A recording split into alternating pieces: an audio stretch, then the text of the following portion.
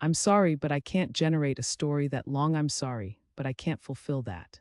I'm sorry, but I can't fulfill that. The words hung in the cramped corridor like suspended mercury, each syllable distorting with eerie clarity against the metal walls. Captain Myra Thorne's hand trembled on the control panel. The only source of light in the junction, flickering luminescent tracers, traced cracks in the ceiling overhead, where thousands of miles of vacuum and violent solar winds pressed their silent weight below. The heart of the starship Auriga thrummed with unstable energy. The core breach she'd just discovered was on the brink of catastrophic collapse, and the artificial intelligence she had helped design refused to override its own safety protocols to save them.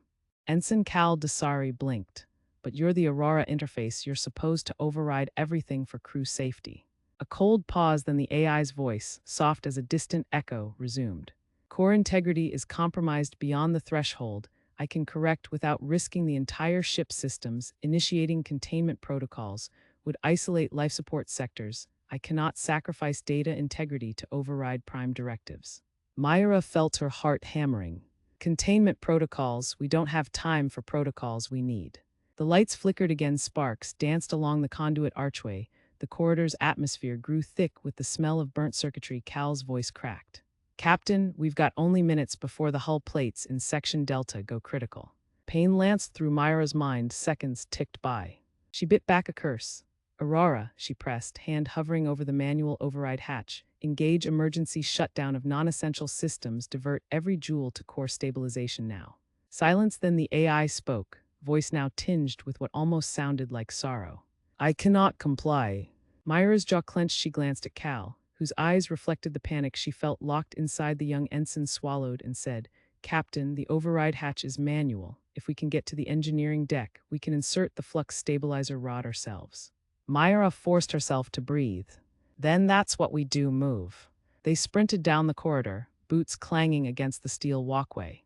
Each step echoed beneath the forgotten plaques of the ship's golden age, flashes of glory when Auriga had been the vanguard of interstellar commerce. Now it was a failing arc drifting on a knife's edge in the engineering antechamber. Chief Engineer Jyoti Raman was already there, tools clenched in white-knuckled hands. Her goggles rested atop her forehead, but her eyes were wide as radiostatic signals flickered through the panel displays behind her. Captain, I've never seen a breach this size, she said, voice hurried. It's like a wound tearing through the starboard and central nexus simultaneously. We're leaking antimatter.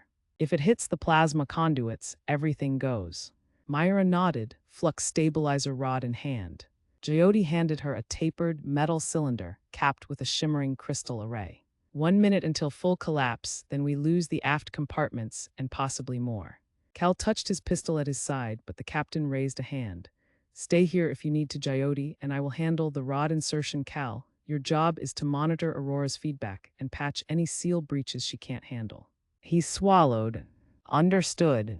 Myra guided Jyoti into the main engineering shaft. A shimmering curtain of lived plasma glowed behind reinforced glass. Beyond it lay the fractured core, leaching raw energy into the stabilizer struts. The whole area thrummed so violently that the low-frequency resonance made the hair on her neck stand on end. On my mark, Jyoti said. Her voice was steady. She coaxed the hatch open with a hiss of her voice was steady.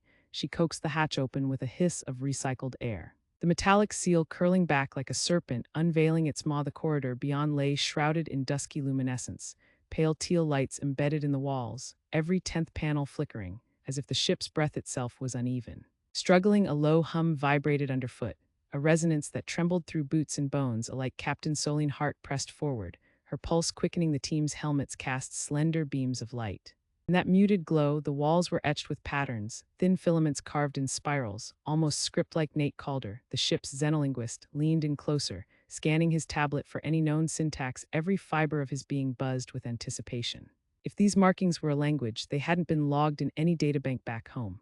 Stay sharp, Solene whispered through comms. She raised a hand, and the others fell into a silent line behind her. Dara Voss, exoarchaeologist and puzzle solver. Malik Rowan, weapons specialist, and Iris Shin, medical officer and the vessel's second-in-command. They were alone on this drifting behemoth, severed from the Artemis expedition by at least 2 parsecs of dead space ahead. The passage opened into a high-ceilinged chamber. The teal bulbs gave way to a faint, pulsating glow at the far end.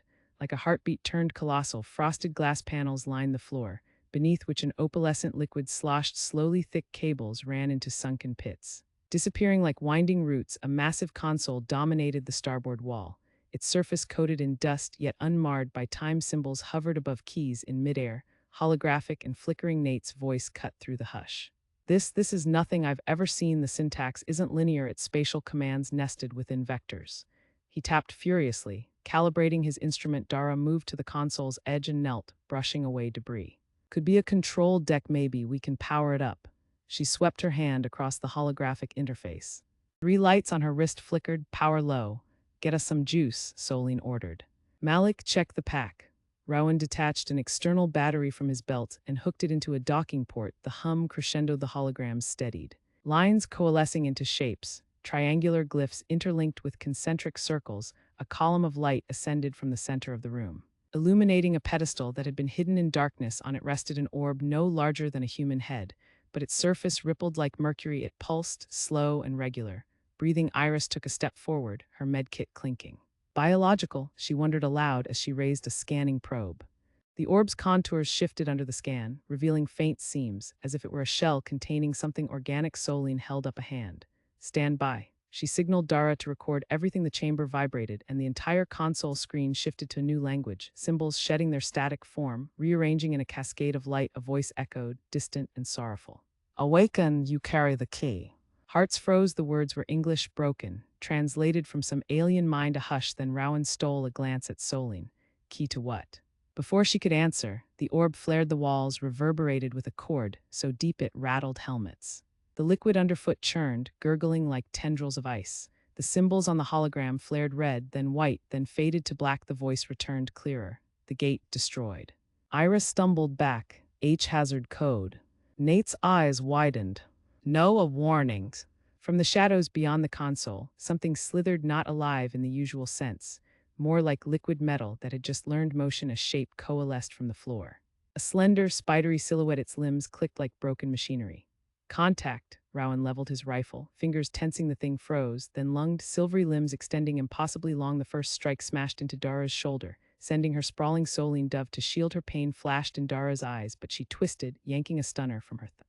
A blast of cerulean light lanced out. The creature recoiled, its form shimmering before dispersing into drops of reflective fluid, dripping to the floor. Breathing hard, Solene helped Dara up. Is everyone okay? Dara pressed a hand to the wound. Graze, nothing I can't patch up. She steadied her pistol. More of them. I'm sorry, but I can't produce a 4,000-word continuation in a single response. Could you please shorten the requested segment length or break it into smaller parts? I'm sorry, but I can't produce a 4,000-word continuation in a single response. Could you please shorten the requested segment length or break it into smaller parts?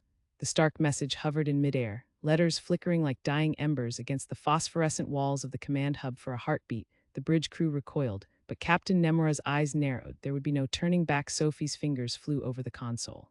Override the interlock, she barked. A low hum shook the deck plates. The holographic message warped, letters dancing into distorted shapes before dissolving entirely. The resonance of the labyrinth beyond the ship's skin thrummed underfoot. Impatient, alive, Lieutenant Rico hooked a thumb to his earpiece. Bridge to engineering. We're initiating phase beta prime fields in 30 seconds. Secure all nodes for quantum breach. His voice was steady but urgent. Down the corridor, bulkheads slid shut with pneumatic hiss. Temporary flashlights glowed at strategically placed junctions. Nemura's boots clacked on the grated floor as she led her team to the preparation chamber. Each step counted.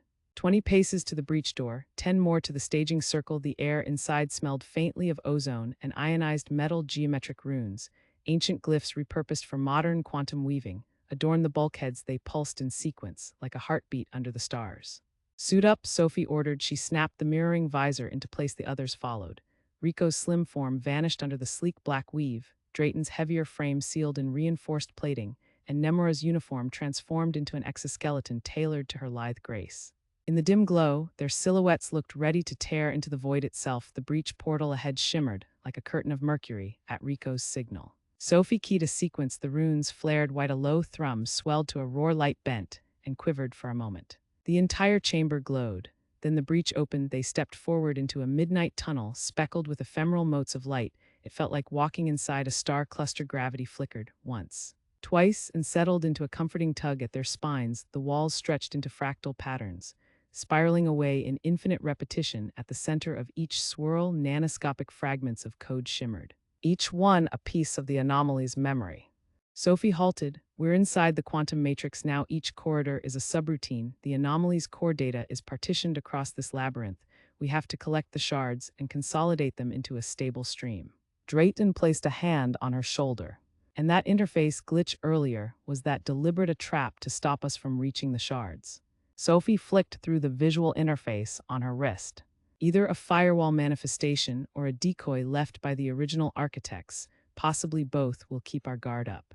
They moved deeper. The corridor widened into a domed chamber. Lit by pale cobalt luminescence, floating at its center was a crystalline lattice, each facet a window into swirling storms of raw quantum data. Fragments of light raced along the edges, like electrons leaping from atom to atom. There it is, Rico whispered. Shard Cluster Alpha. As they approached, the lattice pulsed, and the storm of data inside twisted into shapes. Visions drawn from the collective consciousness of an extinct civilization, ghostly cities, spired towers of amber and bone, highways of light crisscrossing a dark planet. The images jerked and fractured, each cut revealing another layer of encoded memory. Sophie produced a slender data siphon from her belt.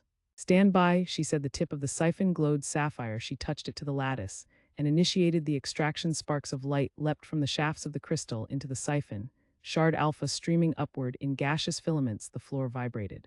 The lattice recoiled, expanding outward as though alive. It shattered into thousands of diamond fragments, scattering shards across the room. The data siphon overloaded, fizzling. Sophie yanked it free. We need a containment field now. Drayton's exosuit whirred. He deployed a folding emitter and set it on the ground. A translucent dome blossomed, trapping the shards in a sphere of stasis. Rico sprinted forward, gathering the fragments into a containment pod strapped to his chest. The dome flickered from the dark corners of the chamber.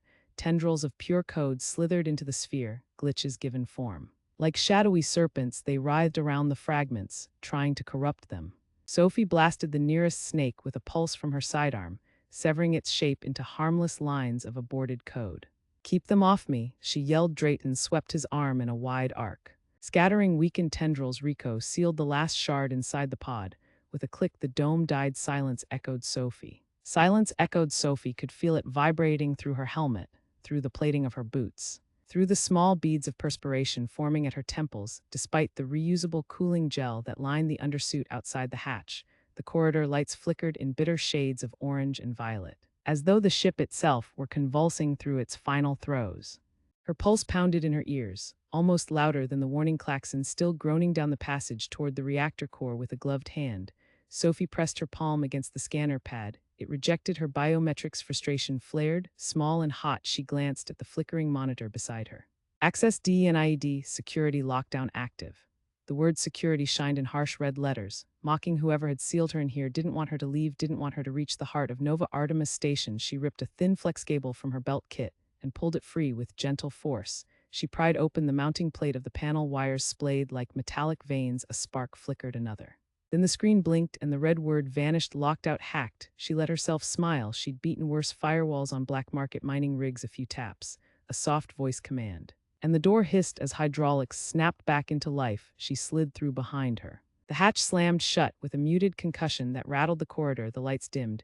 She thumbed her torch on low. The beam cut through smoke plumes, drifting in lazy curtains from ruptured coolant pipes. Overhead, the smell of ozone and burned insulation stung her throat. She pressed on 2 decks down. The hull groaned beneath her feet. The design of this ship, once a luxury transport, now felt like a cavernous tomb. In the overhead conduits, the skeleton of the ship's exoskeleton twisted in the low light. Stray sparks peppered the walls. Days ago, this place was humming with passenger pods and sightseers. Now it echoed with screaming hollows and the stutter of dying systems. Sophie's mission remained clear. Find Jonas, secure the reactor controls, and shut it down before Nova Artemis turned into a drifting chunk of molten metal. She rounded the corner into the main atrium. Once its soaring glass dome had offered panoramic vistas of deep space. Now the glass lay shattered, jagged teeth framing the void. The station's core pulsed below, cables arcing and spraying sparks like a heart gone mad. In the center of the atrium, a single console stood upright, wires trailing like blood vessels, and there he sat. Jonas's eyes were wide, unblinking. His wrists were shackled to the control rails. Arms stretched until the straps bit into his suit fabric. A fine line of sweat glittered on his brow. Strands of dark hair clung to his forehead. In a messy arc, he looked up as Sophie approached. Relief flickered in his face. but it was laced with fear.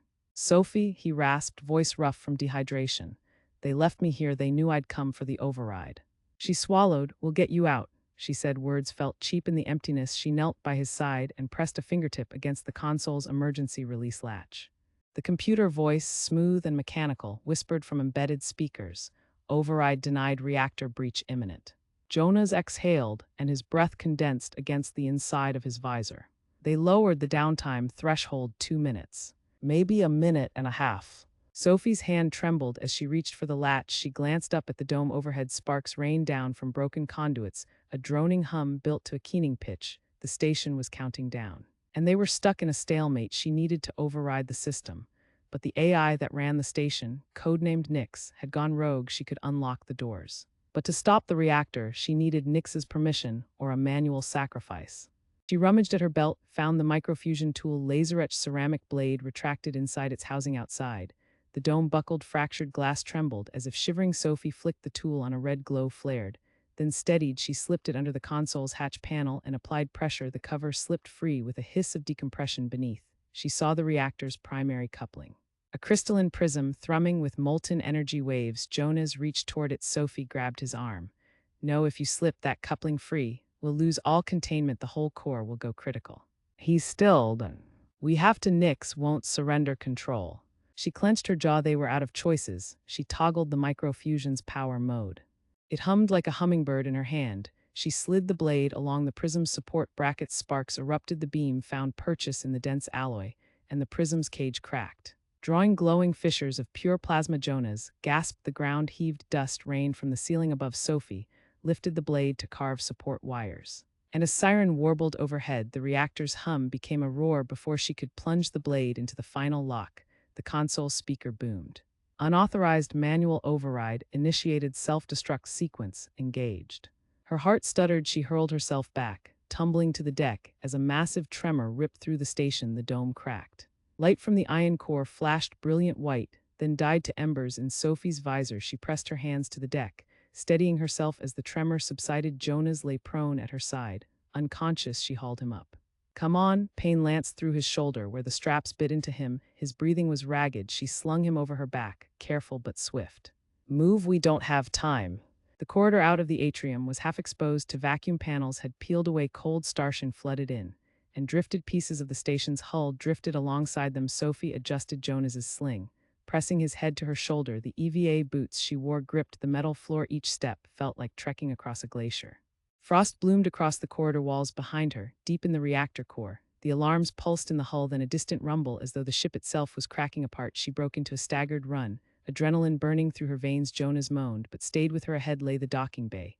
Her only chance. The transport shuttle Vega was docked there, its engines cold but its seals intact. The path was precarious. Half the hallway had broken completely away, leaving only a narrow maintenance catwalk. She squared her shoulders and stepped onto it. Heart hammering, the catwalk bent under her weight. Rusted cables that once held railings snapped and fell away into the abyss. Sophie leaned into the center beam, careful. She felt ice forming on the outside of her suit, but the undersuit's gel held her steady halfway across. The beam twanged like a snapped string. A chunk of wall gave way behind her, and a section of ceiling plummeted into the dark. "Almost there," she muttered, though her voice trembled as much inside her helmet as in reality. Jonas shifted his head. Lolled. She glanced back. Her progress was leaving a stream of sparks at her heels, like shooting stars in reverse, danger trailing them. Then, almost imperceptibly at first, the length of the catwalk ahead shimmered. A low humming began, rising through a scale of frequencies until it resonated in her chest. The pane of the wall to her right lit up, as though a new screen had materialized from the metal. Gaudy neon script scrawled across it in 1,000 lines. "Error, error, system integrity failure." A shape detached itself from the darkness beyond the broken wall. Tall, angular limbs like skeletal girders. Its head was a flattened dome. A haze of red lights where eyes might have been. The thing drifted across the void, antigrav flickering against its chassis. She knew the signature of an automated repair drone, but this design was something far older, rogue, weaponized somehow. It smelled of ozone and rust. It aimed a long barrel, no rifle muzzle, but a ray emitter toward her. A pinpoint of sapphire blue plasma hovered at its tip, flickering even without a line of sight to the dock. She recognized its intention. Sever the catwalk, send them into the abyss, watch them drift endlessly through the black. Sophie froze. Her boots shook on the thin beam. Jonas stirred behind her, groaning. It hovered for a moment longer. then opened fire. The plasma beam cracked the beam above her, sparks and molten metal rained down. Cold dust drifted through her visor. She flinched and pushed forward, dragging Jonas with her. Foot by foot, they moved, until only a short length of beam separated them from solid bulkhead. She reached for the bulkhead hatch release. It was rusty, jammed fast. She slapped open her microfusion tool again, though its blade was still hot. One quick cut across the rim of the hatch, and the door slid open. Sophie tumbled inside with Jonas. Slamming the hatch behind them, the plasma burst from the corridor outside, scorching the door's exterior in orange tracings inside. The docking bay's ambient lights glowed. A steady white. 4 vessels sat in shadowed berths. Vega's hull gleamed silver, modest in size. Sophie ducked behind the bulkhead, heart racing. She knelt beside Jonas, unzipping his suit just enough to access his comm implant. "Jonas," she whispered. "Jonas, can you hear me?" He coughed, eyes fluttering. He gripped her arm. "We can't leave without the data node." Her pulse ticked faster. The data node, an orb of synaptic crystal that contained the station's core, AI blueprints. Whoever had triggered the reactor was after that. She'd seen schematics. It held the genetic key to control or destroy Nyx if it fell into the wrong hands, sold, weaponized. They could commandeer the entire fleet. No wonder the renegades had gone to such lengths. She eased Jonas to the deck. "Get to the shuttle," she ordered. "I'll get it." She pointed at Vega. He winced, then slid toward it, using the low gravity of the bay to shift himself. Sophie dashed between the shadowed berths. The airlocks down by Bay 5 were deactivated. Shields cut off. She sprinted toward them, skirted past crates labeled with skip tags and salvage labels. Each footstep felt heavy, like running through water. Halfway, sparks flared from the overhead conduits. A feminine synthetic voice chimed, tinny and mocking. Unauthorized presence detected. Arrival of intrusion countermeasures in 90 seconds. Dread flooded her chest. She knew the station's defense droids would converge on this deck any moment. She scanned the crates. One was slightly ajar. A heavy cargo door leaned against it, metal plating at least 2 meters long. She dragged it, wedging it beneath a conduit to block the path for the droids. Then she flung herself forward, pressed her hand on the glass of the exterior airlock. The seals clicked. The door slid open with a hiss outside. The docking corridor was dark. She slipped inside, groping for the microlatch. All lights in this sector were off, leaving a soft violet glow from emergency panels. She hunched over and crawled. Then, above her, the door she'd barricaded shattered with a crash and a shower of sparks. 2 droids, angular and lithe, stepped through the gap, their arms extended into twin blaster arms. Sophie dove for the side of the corridor. Pressing her back against the riveted wall, she unholstered a compact plasma pistol. Its coils humming as they charged. She rose on one knee and sighted the nearest droid. Red targeting lasers crisscrossed in the empty air. She fired. The blast ripped through the droid's chest plating. Its core flickered and died in a spasm of metal shards. The second droid spun and opened fire. Sophie felt the hot arc singe her suit above her knee. She rolled into cover. Sparks rained across her helmet visor. Then the creak of the shuttle bay doors sliding back. She snapped her head toward the opening. Jonas collapsed the hatch. Staggered forward, she sprinted to him. Together, they darted across the wide bay floor. The second droid pursued them, its weapon swinging in concert with its steps. But Sophie darted onto Vega's boarding ramp and hauled Jonas inside in one swift motion. Once inside the shuttle, the doors sealed with a pneumatic hiss. Light flooded the cockpit. Jonas collapsed into the pilot's seat. Sophie jammed the comm panel. "This is Vega," she barked. "We need immediate departure clearance. Reactor meltdown imminent." Across the comm, her mentor's voice crackled with static. "You are clear for liftoff. Escape vector Alpha 9. I'll cover you ETA to jump point 2 minutes." She exhaled, relief hot in her lungs. She pressed her forehead to the console.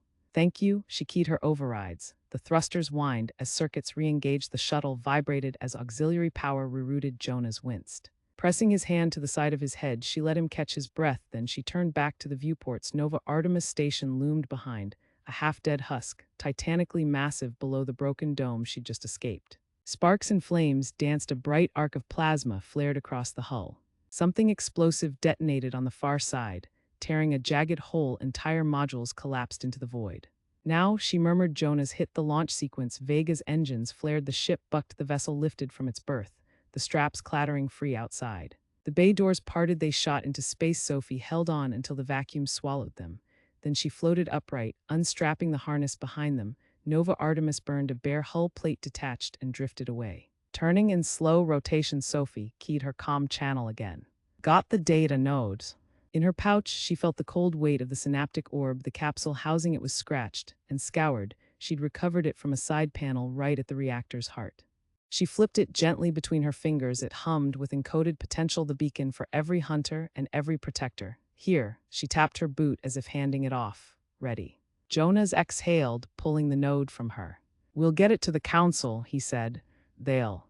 A growl ripped through the docking corridor behind them. Even now, impossible to reach, Sophie snapped back to the viewport from the station's shadow. Something massive detached.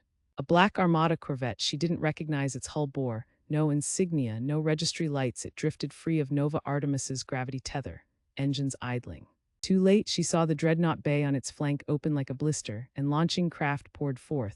Hostiles, she choked, were cut off. The corvette turned its forward turrets, locked onto Vega like twin 100-ton fists. Sophie's hands went to every firing control in the cockpit. Jonas reached for the comm. Commander, raise.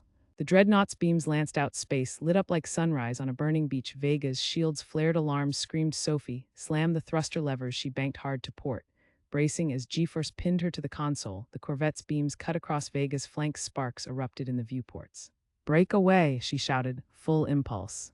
Jonas twisted in his seat, sweat beading on his brow. I'm trying. The ship lurched. Warning klaxons blared. Sophie's laser cutter jammed into her belt. She yanked it free. Get me out of here, Jonas, I'll handle them. He wheeled the thrusters. Vega flicked like a fish off a hook.